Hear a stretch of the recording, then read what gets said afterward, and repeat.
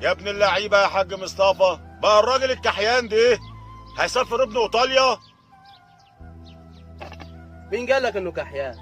ده عنده 3 بهايم ومعزتين، ده غير الحوش اللي مليان بط وفراخ. وتفتكر هيبيع الحاجات دي كلها ويسفره يا فاتح؟ هو لسه هيبيع؟ ما هو باع من بدري، وابنه ماشي النهارده مع الناس اللي مسافر، وبكره الحاج مصطفى هيبقى عنده بدل الحوش 3 و4. وبعد كده محدش هيعرف يكلمه. الناس ده هتعدي الفقر يا فاتح. وعلى رأي المثل، ناس تسافر بالطيارات وناس عيشتها في البكابورتات.